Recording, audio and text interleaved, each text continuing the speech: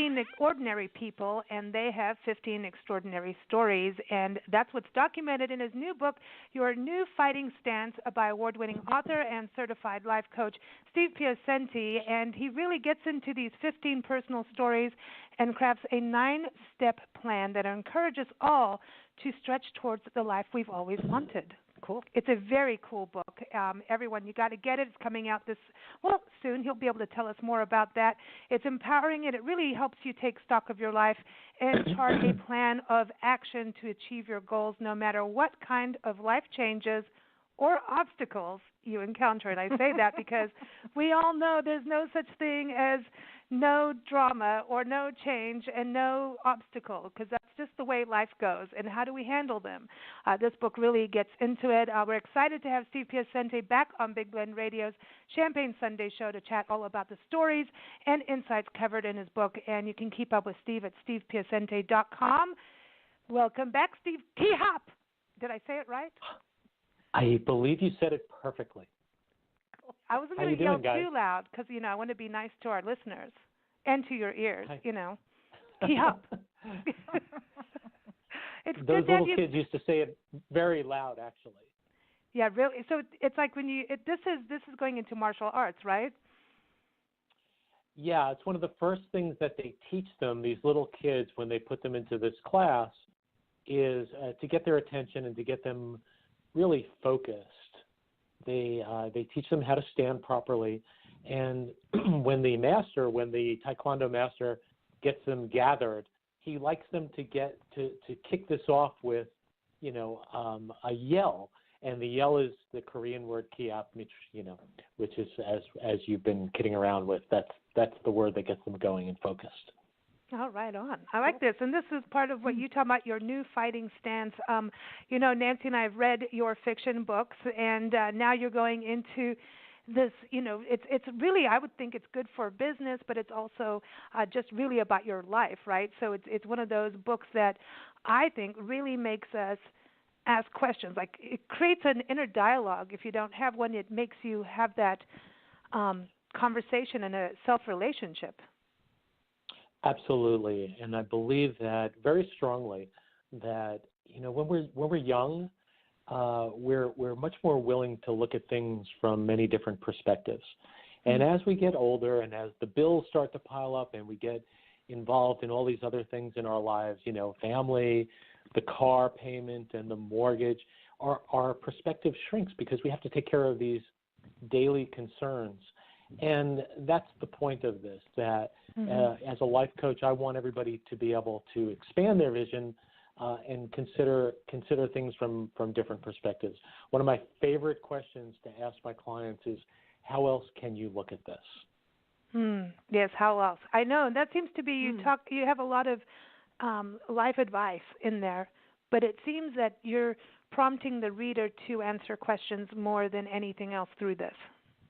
Yeah, that's really, and even more than that, to consider the questions, because we, as I said, as we get older, we walk around with these blinders on, and we're really concerned about the issues of the moment. And if you can look beyond when the problem occurs, instead of looking at it as a problem, the old cliche is look at each problem as an opportunity, but it really is, if you look at it from the proper perspective, and that's what I'm trying to get across here. What prompted you to do this? Because, going from your personal change, which you talk about in the book, and a lot of other journalists and reporters are in this. I know you went through a personal life change. In the industry changed, and that changed your life and a lot of different. Everybody in this world of publishing had a big knock. Everything's changing, and then you went into the world of life coaching as well. Also in the world of communications and media still. But was it through that kind of led you into these stories? Well, you started off by saying that you've read my fiction, but I actually started off as a print journalist. So I was writing nonfiction for more than 20 years in the form of newspaper stories. And in 2002, when I was the Washington correspondent for a regional newspaper in South Carolina and had been doing well, I got, I won a couple of small awards. I got great performance reviews. But the industry was changing, and it's changed much more dramatically now. But back then, I was one of the first casualties of budget cutbacks. And so when they called up and said, we're eliminating the Washington Bureau, I found myself with three small kids. And, I hadn't done nothing else in my life except journalism. And so I thought that was all I could do. If I had had a life coach at the time, he or she would have told me, well, wait a second, how else can we look at this? And the other way to look at it was, what other skills had I learned in all those years of reporting that transcended journalism and might work in other disciplines? And, I didn't have that. So I kind of stumbled around in the dark for 6 months until I found one of the jobs that I really was qualified for, which was speechwriter. And, I just hadn't thought of it from that perspective. I thought all I knew how to do is reporter. But if you think about what it takes to become a good reporter, you have to be able to write quickly. You have to be able to write clearly. You have to be able to quote properly. You have to be able to tell a story. In some cases, you're instructing younger reporters, so there's a management piece to it. So I could have done what I did. I could have gone into PR. I could have become a full-time university professor. So I just didn't think of it that way. I thought of it because I had those blinders on, that all I knew how to do was be a reporter. And then there's that fear. I mean, you talk about that change where you go, you go through so much emotional part, and then there's the financial part. And we can get into that mode where we just freeze. And when you are in that position, there's a period of that, but you have to unfreeze yourself. You can't stay there. because you've got to pay the bills. And that's the part. You talk about it with everybody in there. There's that, how am I going to survive, especially with children? Yeah. And again, I stumbled around until I landed on something, and it was just by the grace of God that I wound up contacting someone who I had reported on at a different federal agency. She was now running communications in this other shop, and she said, hey, we need a speechwriter. I said, I've never done speechwriting. And she said, you're a good writer, you'll figure it out. Yeah. And that's how my second career started. Now, what I try to do as a life coach is be more intentional with people, and I'll ask them these questions. What else have you learned? If the issue is, what do I want to do next, or this job is lost, what can I do going forward? How do I reinvent myself? I'll ask a series of empowering questions, and we're going to find it. We're going to land on it. It doesn't have to be, you'll try to figure it out by yourself, or you'll take the first thing that comes along, because I find that's what most people do. Such desperate straits that I'm going to grab the first thing that comes along, and the next thing you know, you're tied up there, and the next thing you know, 5 years have passed, and you're doing something you don't really like. Oh, wow. Yeah, and you don't do it well if you don't like it. Yeah, it becomes a routine. Or maybe I should rephrase that and say you're not happy, so you're not doing your best. You might be doing it well, but not. It ceases to mean anything to you. Exactly. Right. And that's really horrible. Well, you talk about wearing those golden handcuffs. When we got back to this country and we were doing the music world of musical organs, and I was very young, and I had a quick lesson of American economics and credit cards and all of that, because I wasn't raised with that kind of thing, and I learned real quick. But I was really good at this job and pulling in good amounts of money, which I then apparently gave away to a lot of places that I shouldn't have. I had to learn, rough learning. But it just became this thing, and yet it was this very empty track. I don't know how to explain it other than it was incredibly empty. There wasn't anything truly fulfilling other than making that sale. Right. And Nancy and I finally got to take a vacation after 2-3 years working there, and we were in different stores and doing different things. We finally got on this trip, and we went back out on the road, traveling all through Florida, Tampa, all those places. And we came back, and I walked into where the stores were in malls, and you'd barely see the sunrise and the sunset. You were working 12, 14-hour days for somebody else. And I remember walking in, and I was starting another business on the side because I already knew I'm restless. And I just walked in, and all of a sudden I turned around to my boss and said, I quit. That's it. Yeah. This is the key. And he's like, well, do you want me to make you a manager? He goes, or is that even worse? Is that more handcuffs? And I said, you're killing me. I need to see the sunshine. And I walked out, and I called Nancy and my friend and I, and she quit. Nancy quit 2 days. We all quit because we were drinking cocktails on the beach and saying, that's it. My boss called me and said, what's wrong with your daughter? And I'm like, I quit. That's it. So we all quit. Well, and that's can I ask a question of you guys? Yeah, sure. How long did it take before you realized you were unhappy doing what you were doing? The first day. Yeah, the first day. Yeah. But we really and how long just did come you stay back. in the job? We 2 years, 3 years, 2.5 years. Yeah, those are 2-3 years you don't get back. Yeah, you know you know what it was?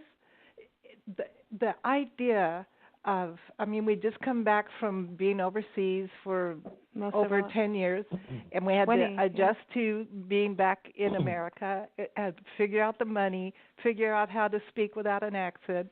And the one thing that really drove me nuts about the job, I loved the music part, teaching music, that was great. I hated that this, as a salesperson, and I made it to sales manager, I had a speech I had to memorize. And you had to sell with this stupid speech. Sorry, company, but it was lame. And you couldn't use any of your own words. And I you were like robots. I faked it all the time. You had one lady in your books like that. She had to work exactly in this manner. Gosh. And you know, she ended up owning the agency, so that was cool. But that's the thing. I think when you're in those zones. And luckily, Nancy and I have each other. We're nags on each other, so we always nag each other. Like if we're unhappy, we know the other person's unhappy, and we'll call Uncle. Like, hello, you need to take care of this because you're miserable and you're not so nice to be around anymore. So well, get a grip. But it's true. You lose years of your life. Yep. And I think there's studies that say when you lose those kind of years, you're actually going to lose them on top of that just with the stress and unhappiness. Yeah, and we tend to go along with the common wisdom. So if everybody around us says, hey, you know, you guys have a pretty good job, you're making decent money, good money, you live in a nice place, and so on and so on, but that's not the threshold. That shouldn't be your guidepost. The guidepost is internal. It should be very personal. It should be, or do you feel fulfilled? And too often, I think, you know, the catchphrase on the cover of the book is good enough isn't, and you know it. Oh, I love that. Yeah. That's like in your face. It's true. And I really want that to be perceived as a challenge because that's the way I challenge all of my clients. You know, just because everybody says you're doing great and you should be happy and you have no right not to be happy, it's not, nobody has the right to tell you that. And so if in your mind, good enough isn't, and you know it, well, then the next thing is, what are we going to do about it? And you guys figured it out. You guys had a vision, and you took step by step to get to where you wanted to be, and now you're doing it. And, you know, by all accounts, you're thrilled as can be, and that's the way it should be. I agree. If you're not doing what you really want to, and that can change. And that's, you talk about changing focus, changing the lens. No matter what's going on, you need to change how you're looking at things. You talk about that a lot in the book. Yeah, we're all. There's a great line in the Talmud that says we don't see things as they are. We see them as we are. And that's kind of what you're talking about here.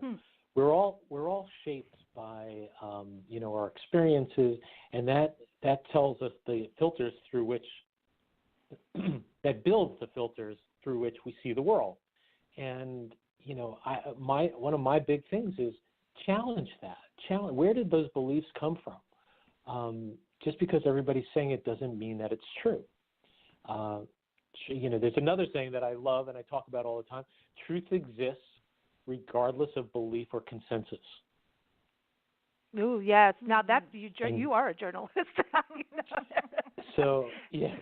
So, I mean, you have to plow through it a little bit, and you have to fight the conventional wisdom. And it's hard sometimes when everybody is saying how great your car is and you live in a beautiful house and your job is amazing, to step back and question it and to take the awesome step of trying to reinvent yourself. That reinventing part, one lady in the book, that she ended up working with a nonprofit and being more of the teacher side of things. And she went from, she didn't think she would end up doing it, but she said, okay, that's it. I'm going to take less of a pay, I'm going to take less pay and go for something I really feel good about. And so I can be with my kids. I can be those things, because there's that thing too, when you're in that zone of being in a place where you're not supposed to be, you start actually taking on more than you should for some reason. Somehow that plate gets higher and higher, just like the years do, but it's whatever. You start to, there's like a spinning out of control in a weird way how that works.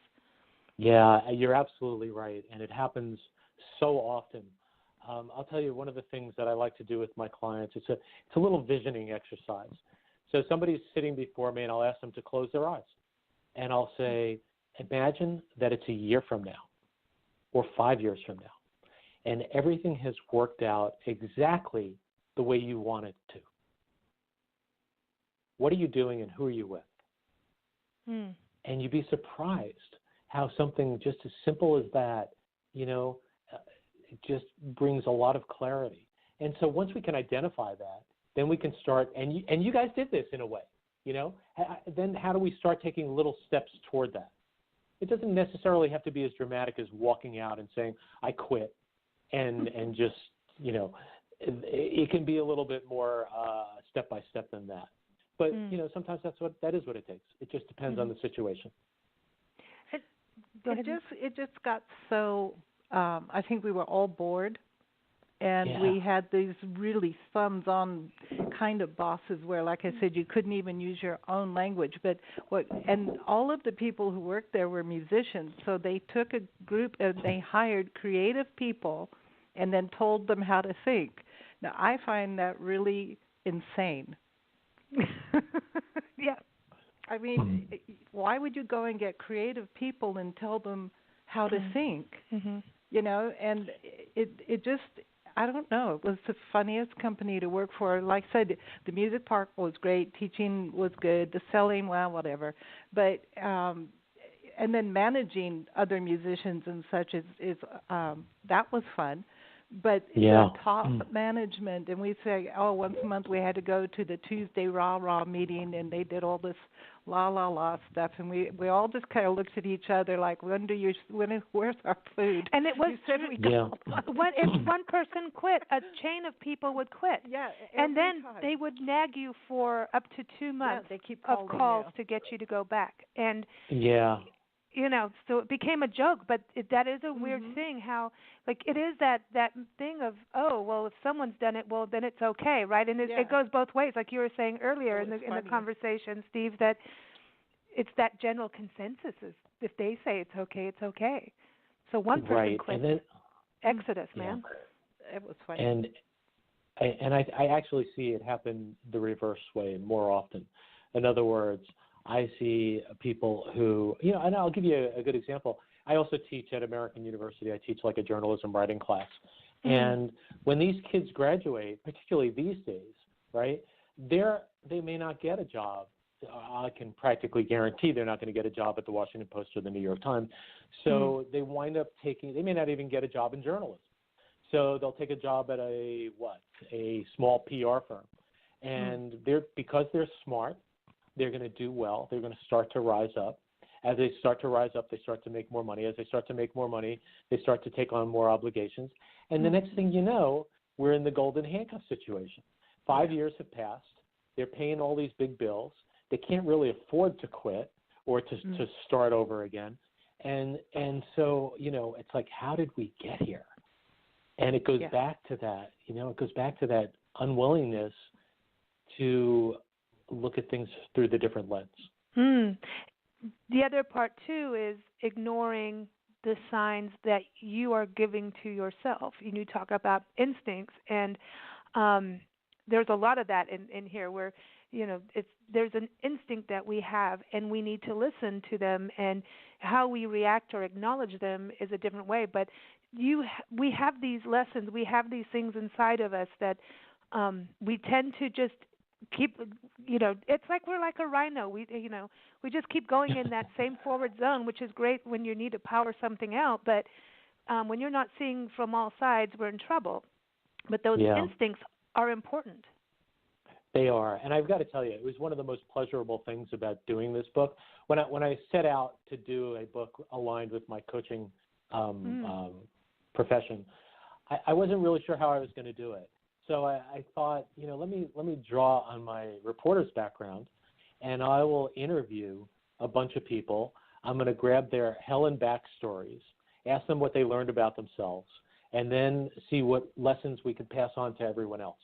And that's how this started. And I got to tell you, it was just amazing, fun and insightful, and everybody was so forthcoming and candid. It was just a real fun project to do. When you go through something that during the time, obviously it could be horrific, it can make you sick, it can make you depressed, all these things. But once you climb out of it, and when you look back, then it's something you laugh at. Yeah, I look at all the things that I did wrong in Kenya, and all the different jobs and all that. And during the times, I was so worried about everything, and now I think it's really funny. Well, and I would imagine that in addition to finding some funny things, you also learned a lot about yourself. Yeah, about things that were important to you, about your core values, about what you wanted to do next, about what we were going to cross off the list that you weren't going to do again, all those kinds of things. Yeah.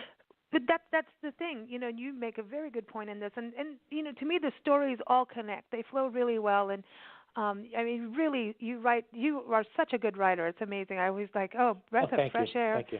Really, it's enjoyable, but it gets right to the heart of it, and it's a quick read.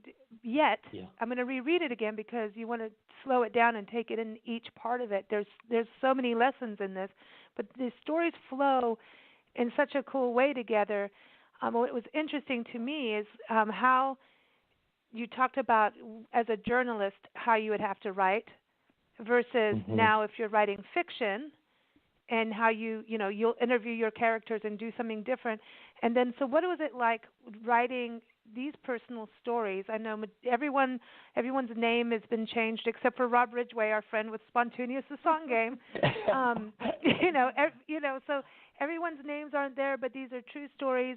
What was it like putting their story down? Was it like being back, because now you've got the life coach side of it. Was it like because it reads fast, like it's like, this is cutting edge news, you know what I mean? But then wait a minute, you're going to learn something from this.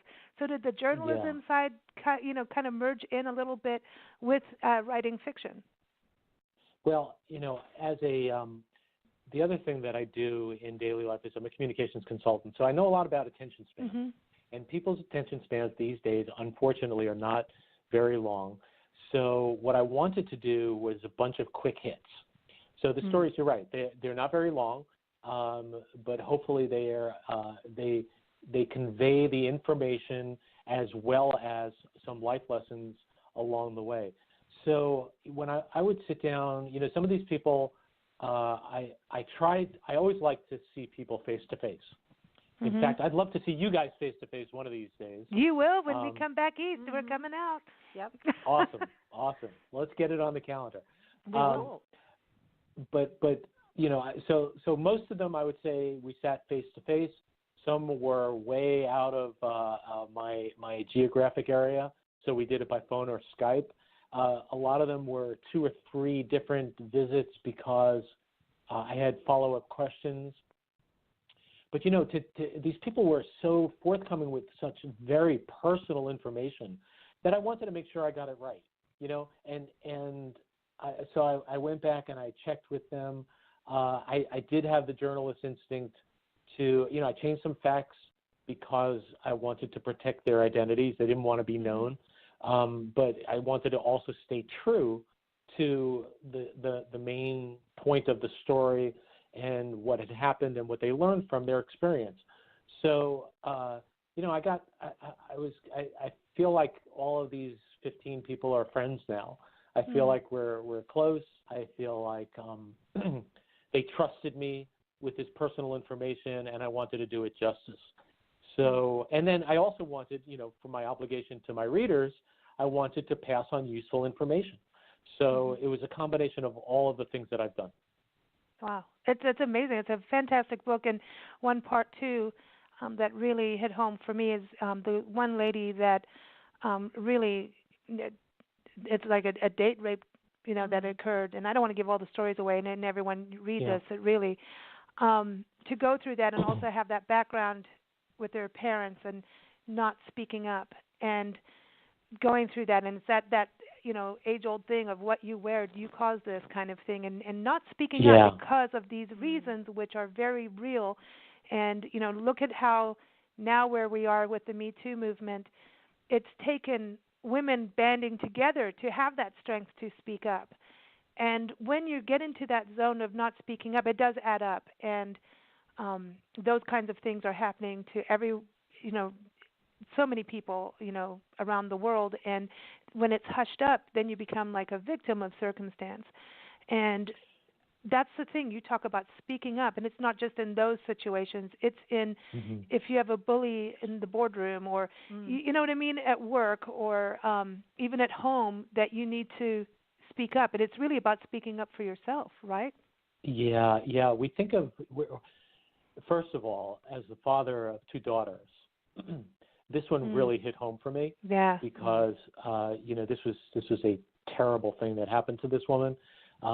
Interestingly, it was the first time she had ever talked about it, and this is something that happened more than 20 years ago.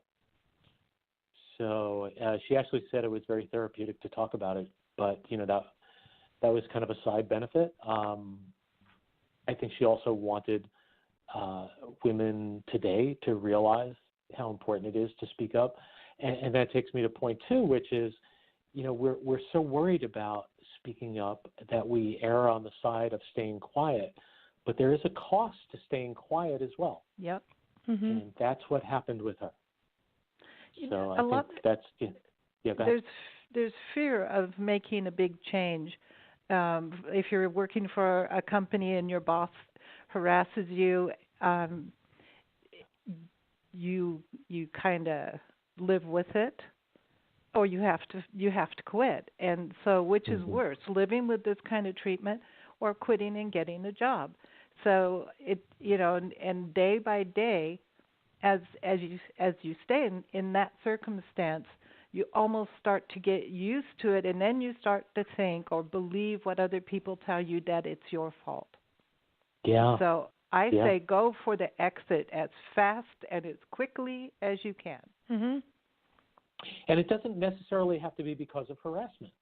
And that's really, to me, the more common challenge actually is that when things seem to be going well or okay, we're back to good enough, isn't it? And you know it, because that is when it's really hard to put the car in park, hit the brakes, put the car in park, and get out and go in a different direction. Because it feels like you're rolling the dice. Again, I would say that if you don't do that, or at least examine the possibility of doing it, then you're going to wind up 10 years down the road realizing that those past 10 years were not the way you wanted to really spend them.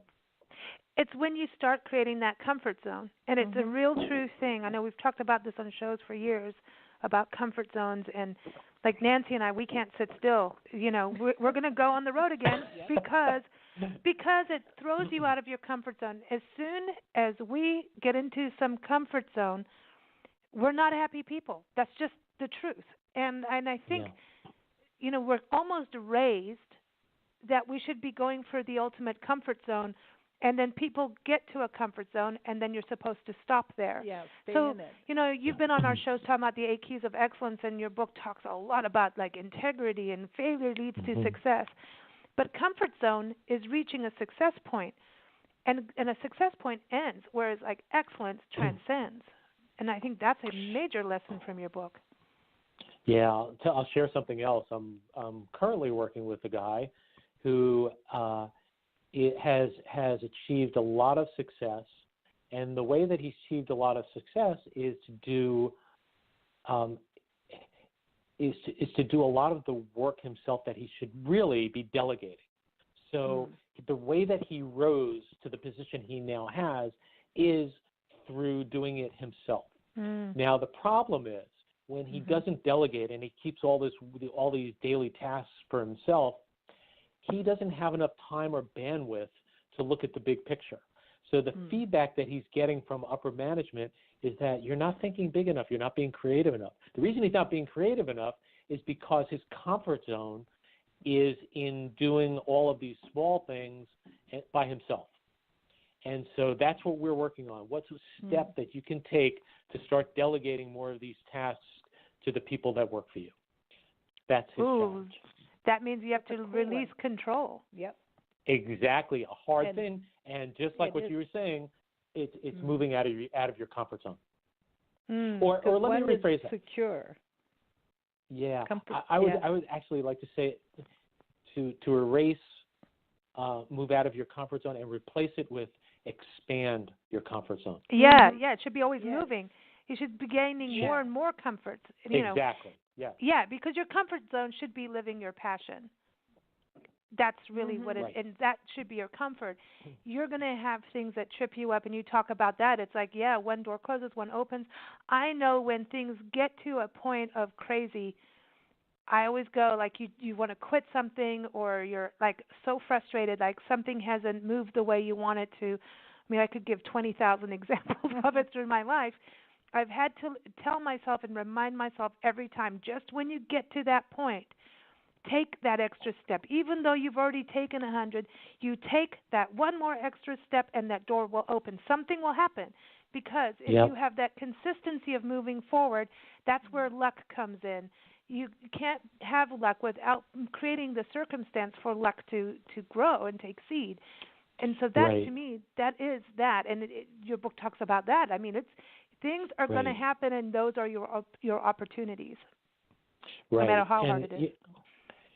That's the idea behind the title of your new fighting stance, so that because life is going to be coming at you, and it doesn't wait. It's not patient, and so if you are ready and armed with the ability to look at things in a different way, you'll be that much more prepared for these things that are going to happen. And I would add one other thing, and that is that it's important to be doing self-audits along the way, because what you're passionate about is not static. It might it might change. And so are you open to that? You know what I mean? Yeah, exactly. For sure. Exactly. It evolves. That's why we're the blend, because we couldn't settle on just one subject, and everybody told us not to do it. Don't do it. Need to specialize. Be one kind of magazine only. We would be dead, and we'd be bored. Yeah, we'd be dead. But the thing, we've had to go through so much change. Just like all the reporters and everyone. You were talking about your personal story too, and the world changed into digital, and we had to change with that. And it was like, every time it's going to happen. So we may have our champagne on Sunday, but we know Monday here it comes. Be prepared. So enjoy that sip. So when you have those moments, those comfort moments where everything's really well, you need to be absolutely aware and not just go, it's well like another day. You have to really appreciate the good times. Really. Yeah. And that's important. It is important. There's a story in the book. I call it TJ's story. And this is the one about he's got this great job as the sidelines broadcaster for an NFL team. And to the outside world, wow, what a cool job. He gets to rub elbows with the pro players. He travels. He's on the inside of a pro sports team. And it seems great, but you can outgrow that. And when you outgrow it, you have the strength and fortitude to move on to something else. That's his challenge. Yeah. Yeah, it's true. It's really true. It's really about security and insecurity. Secure because you know exactly what you're doing right now works, because you've done it for maybe 5 years or so or more, and then everything else is a big chance, and that's not secure. unless you have the attitude to make it secure. I liked Yes. Asha's story. Use a dramatic exit to start over, and boy, did she just wow! I was like, "You go, girl!" I was like, right on. I love that. Can I summarize that so people know what we're talking about? Yes, Yeah. go ahead. Sorry, I've just finished reading this, so I'm like, every story is very close to me right now. Yeah. Well, that was an interesting one. So this is about a woman who is from a more metropolitan area who wound up working in the Deep South, and because she was brilliant and beautiful, she rose and she did very well. And 5 years, 10 years, 15 years passed. She rose up, and at some point she realized, this is not me. This conservative town is not me. These conservative mores, not me. But how could I ever walk away from this? Because everybody is telling me you make a great salary, you're respected in the community, in the state.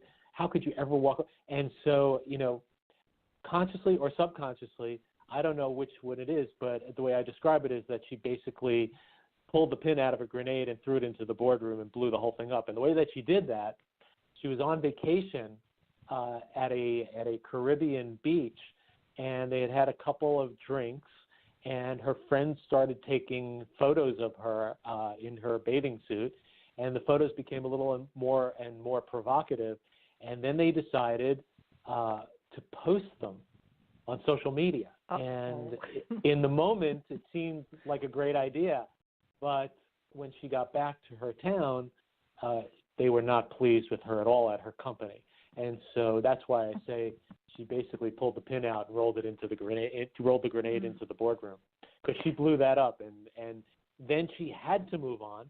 And P.S. on that one, she's moved herself into a better position. That's the thing, and so many of these stories are when people hold on to their truth of who they are, and also not be quiet, not sit down and let somebody else say, well, you're a bad person for this, or you need to do it this. There's a level of integrity that comes with this, and everybody makes mistakes in life, but it was a funny read, but about getting back on your feet. And I think that we do create these scenarios. It happens when they're supposed to happen at some point. Something's going to happen to get you to the next level. It's like playing Monopoly. You're going to have to go to the next, spontaneous, go to the next step, Well, Rob is the only one that I actually identify in the book, and he was not about to let anybody else define what his future was going to be, and I love that about his story. Mm-hmm. And that's cool. That's Rob. Cool.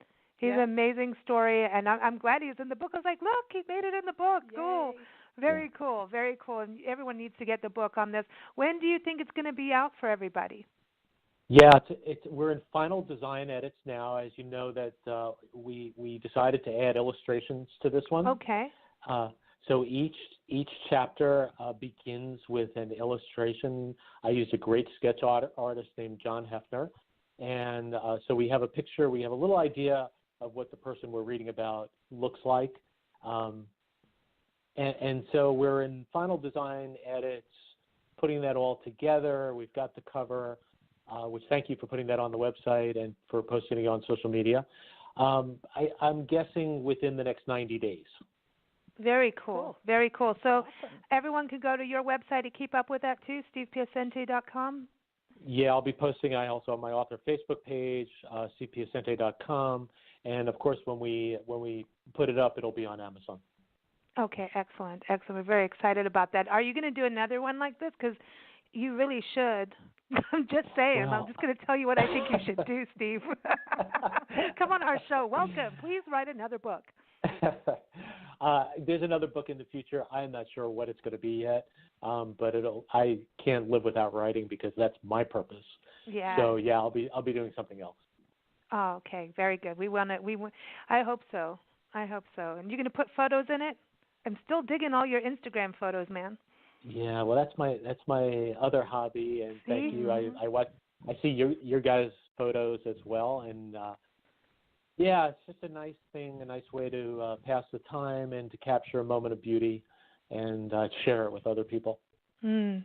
And the life coach part of it, I mean, I said at the beginning is when we introduced you, you're certified, and I want to touch back on that because there was a wave of coachness happening in the world, and I know it's going to happen again because the world's getting weird, and when shakeups happen, like shutdowns, and you work from the federal agencies and things like that happen. I was looking at, I was thinking as I was reading your book, I was like, God, all the federal employees, what they're going through, and I'm not going to get on the political who, what, and where, but knowing that they're in a shaky position, they must be, look, I have a lot of friends who are park rangers, and some are married to, they're both park rangers, you know what I mean? And so you go into another 30 days, 40, 60, what can happen? Are we going to now have to look at what we do as a career? I was thinking about your book with that and looking at how the world is changing. Jobs are changing in regards to, people that have not gone to college, what kind of jobs are they going to get anymore?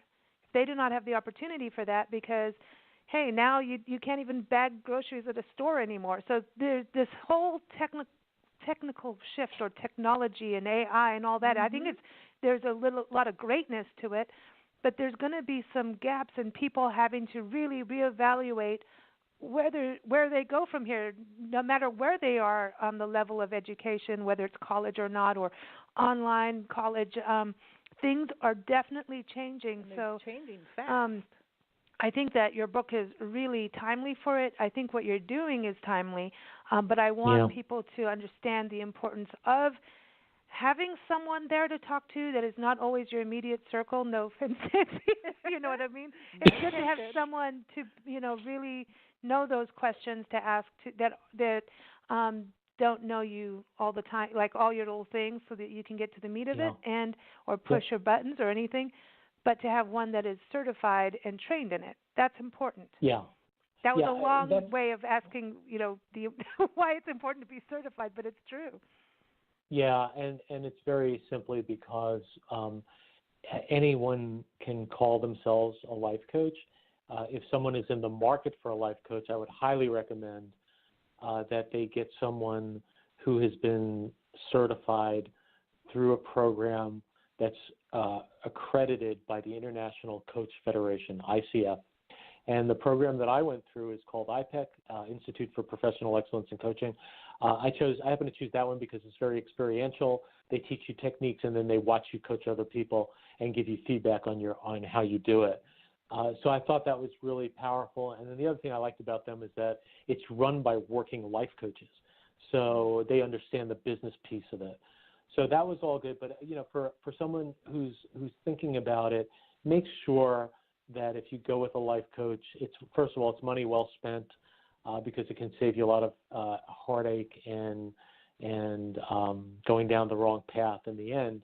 But the person should be certified. That's really important. And it's different than a business consultant. Yes. Yeah. We know. So yeah.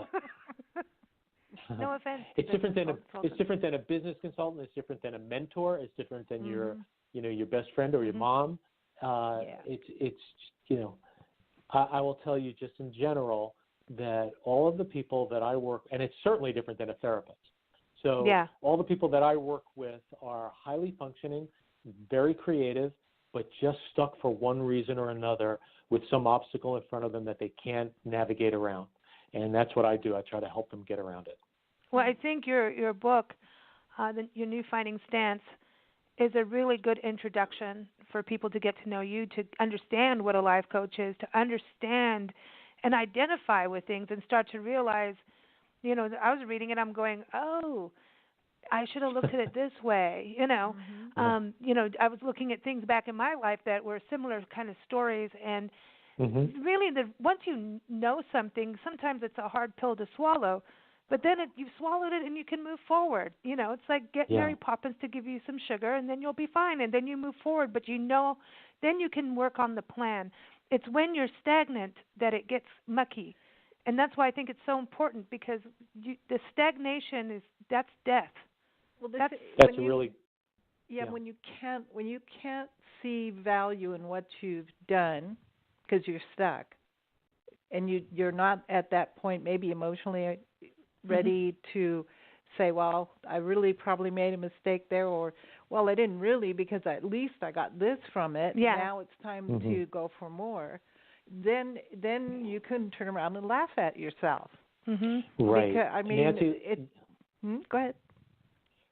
Nancy and Lisa, you're both making really good points. The only thing I would add to what you're saying is that the one thing people don't realize or recognize is that there are so many other people in the same situation. And that's when it's that old misery loves company kind of thing. But when you realize you're not alone, and that's one of the other points of the book is that, as you're reading it, you recognize something similar that you went through. And so, what lessons did you take away from it? That's why I'm hopeful that people will relate to these stories. I think so. I think so for sure. I think it's very helpful. Like I said, these times right now, we're in that change again. The world changes all the time. Well, it's changing faster and faster. And faster and faster, right. and being very global too. So, and you will work with people anywhere, right? So if someone from Italy calls in and says, hey, Steve, work with me, you can do it through Skype and things like that, or do you only work with people in person? No, I have clients in California. I have one in Georgia, and I'm in Maryland, right outside of D.C. No. Yeah, I know, exactly. But, technology has made it possible for all of us to be much better connected. I prefer face-to-face, but when I can't, we still can work it out with the next best thing. Awesome. So, Steve, what is your champagne toast? What are you happy about? What am I happy about? I am happy that the book is done. Yeah. Early feedback is that it's conversational, it's relatable, and my biggest hope is that it passes on to people messages and steps that they can, how else to say it, is claim their new fighting stance. I love that. I know. I feel like, I love that whole introduction, the new fighting stance. I feel like Karate Kid, know? Yeah, you need to put a cape on. Yeah. Oh, you want a cape now? Yeah. I like my Superman cape. Yeah, you got to have a cape and fly. Yeah, we can be our own superheroes. I like that. I love that part of it. So champagne toast to you on your book. It always feels good to get something once it's produced. It just feels, it is a birthing experience. This is the kind of thing men and women can both do. So write a book, publish a magazine. When something's published, you can just go, unless you're that one reporter who had the wrong quote. And that's a whole other story everyone has to get in the book. That was crazy. Oh, my God, I felt so bad. But, hey, things move forward and you don't stop. All of these people were resilient and not giving up. And that's the key, too, is they just kept moving forward in a different way. And so just fantastic stories. We have music for you, Steve. Awesome. What's the music? This is an awesome song from an awesome singer, Billboard charting, award-winning adult contemporary artist Doreen Taylor. And she's about to do her own off-Broadway play. Go figure that. She doesn't mess around at all. Oh, that's so cool. Yep. And this song is from her album called Happily Ever After. I just thought this is perfectly themed for you, Steve. Perfect. And this song is called Unstoppable. So how perfect is that? That was my second choice for the title. No, just kidding. Oh, see, there it is. Well, now see, part two. Once you got your fighting stance, you can be unstoppable. See, I'm just saying we're waiting for part two now. Yeah, absolutely. Here it is, Unstoppable from Doreen Taylor. You can keep up with her at DoreenTaylorMusic.com. Thanks so much, Steve. You enjoy the rest of your Sunday, and we'll see you soon when we get to the East. Yeah. Nancy, Lisa, please tell me when you're going to be here. I'd love to see you in person. Absolutely. Cool. Absolutely. You take care. And thanks so much for this opportunity. Take care, guys. Thanks. Take care. Bye-bye.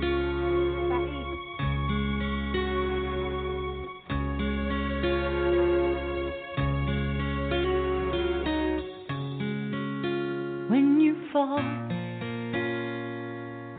get up on your feet and dance. When you're done, get back in and give it a chance. When you're down,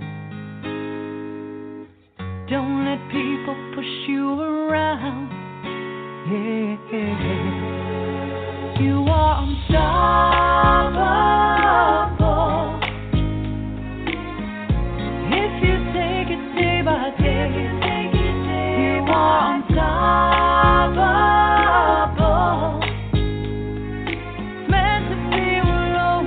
find a way. Majesty will find a way.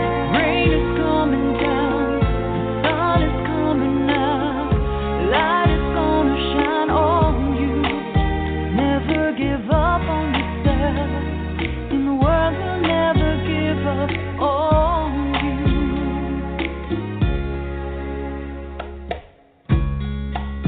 When you're lost, hope is never